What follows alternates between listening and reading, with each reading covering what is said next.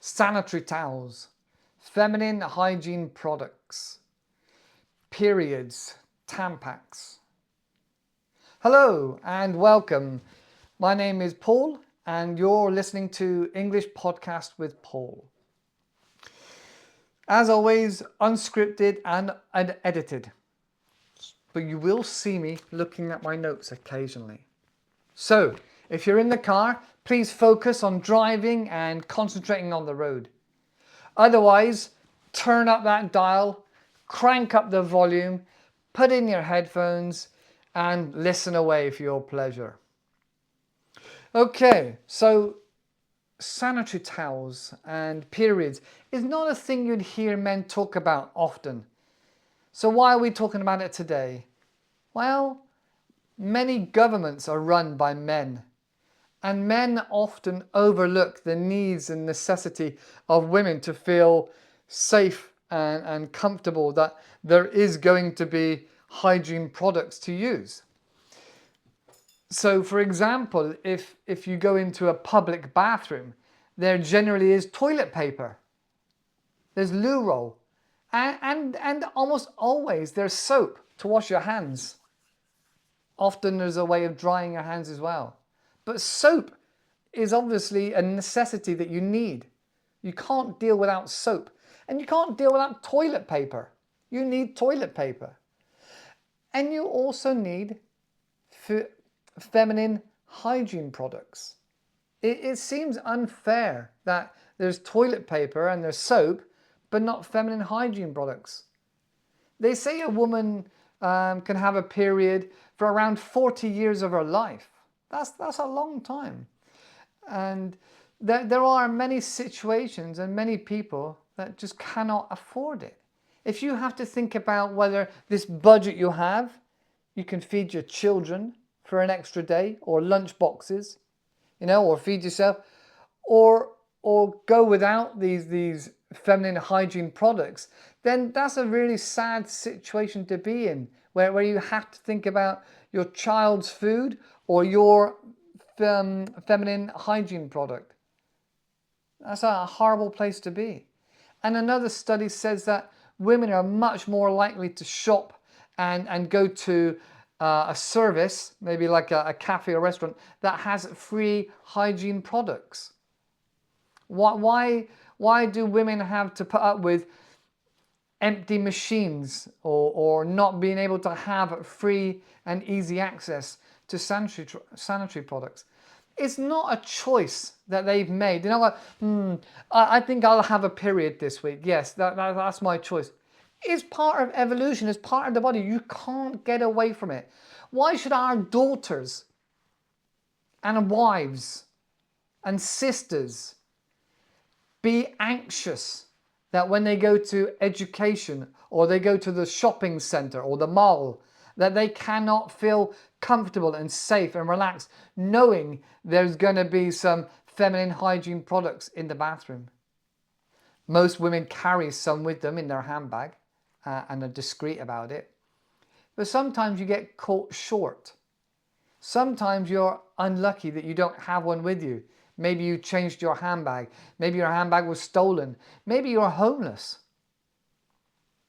Knowing that there's free sanitary products it should be a basic necessity that the government provide.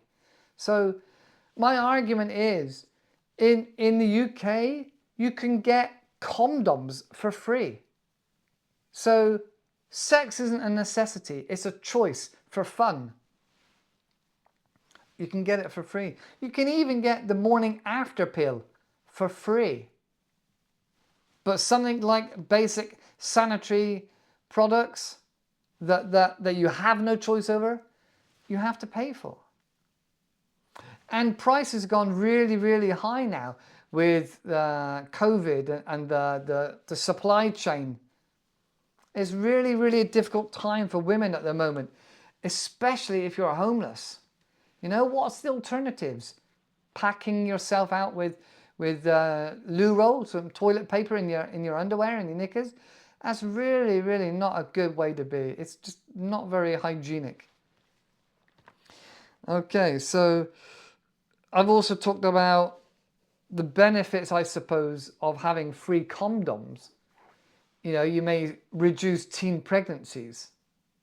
So that's a bonus. But generally, it's also about stopping sexually transmitted diseases. But feminine food, feminine hygiene products can stop a lot of urinary tract infections, UTI, and other like toxic shock syndrome, things like that, where you may have the Tampax in your body for too long. So there's a good reason to have free feminine products. It's just really not worth not doing it. And I don't know, something like condoms being free, and you see teenagers playing with them just for fun on the bus and breaking them. And so the government are paying money out for this, for these condoms, which are, all right, they're a good idea. And you know, having access to condoms is good. But the basic need that you don't have a choice about should be the first and foremost consideration. So, looking at another study here, in 2022, the Scottish government and the local authorities became the first country in the world to make period products a free provision for everybody. There we go. See, that's Scotland. Why can't other countries do it? They're not an exuberantly rich country, not like they're the Netherlands or Luxembourg or something. So other Western countries can do it.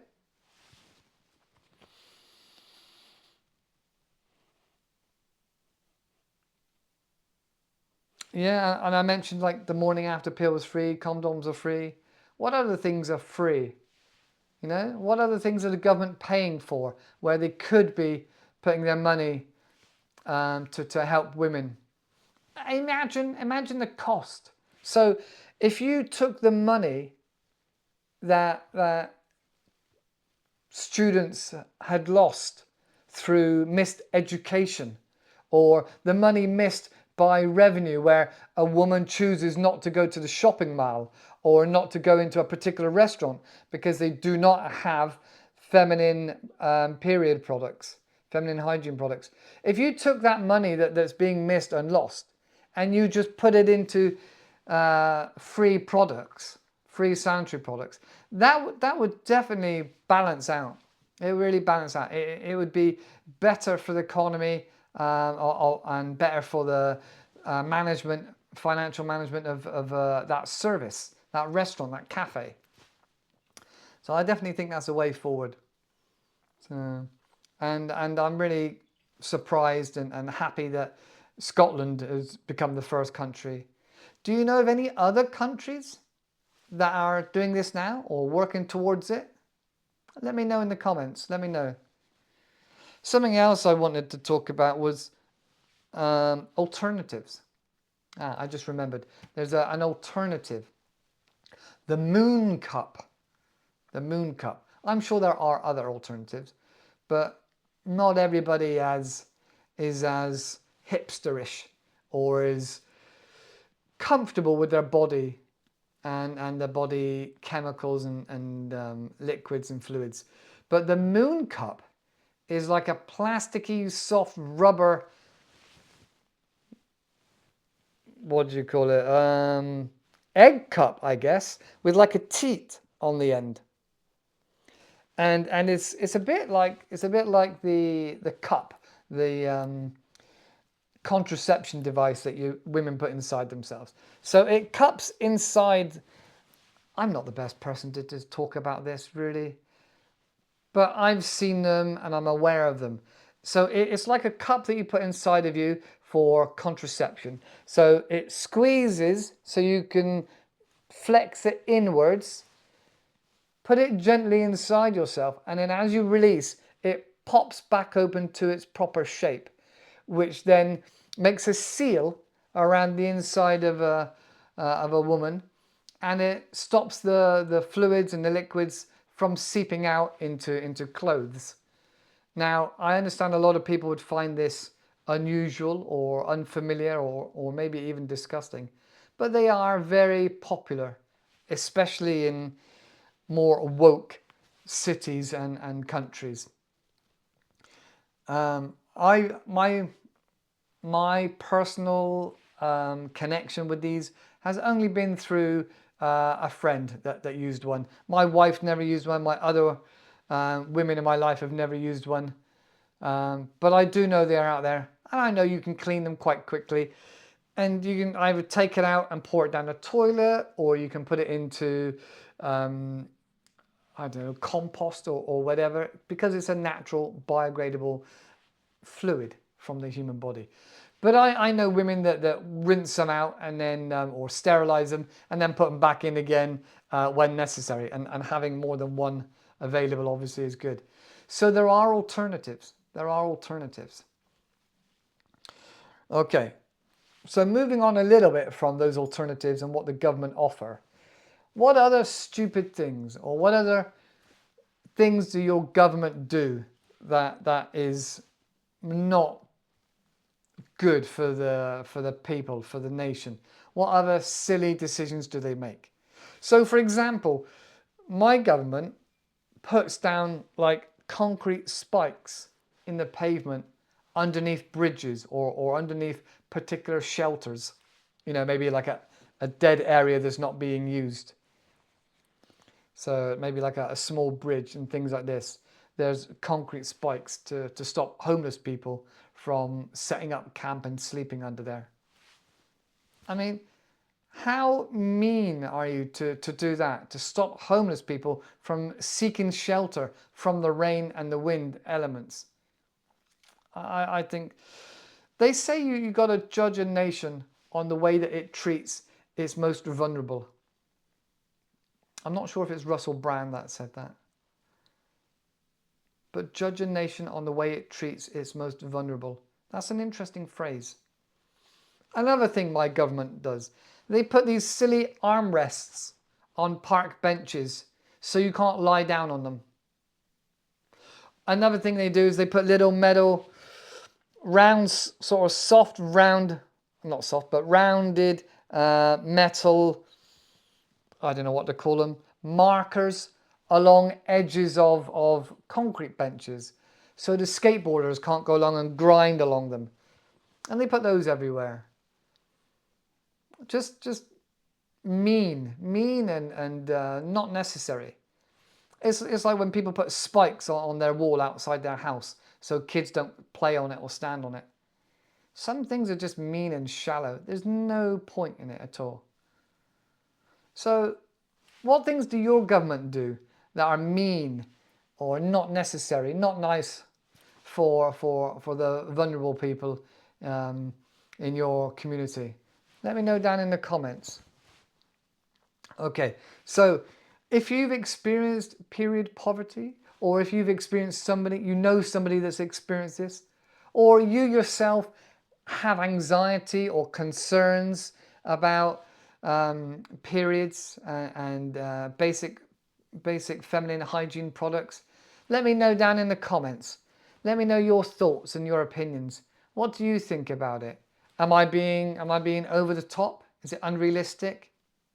What's your opinion? Let me know in the comments. So, as always, thanks for watching. And remember, have fun learning English. If it's not fun, you're not going to learn. Take care.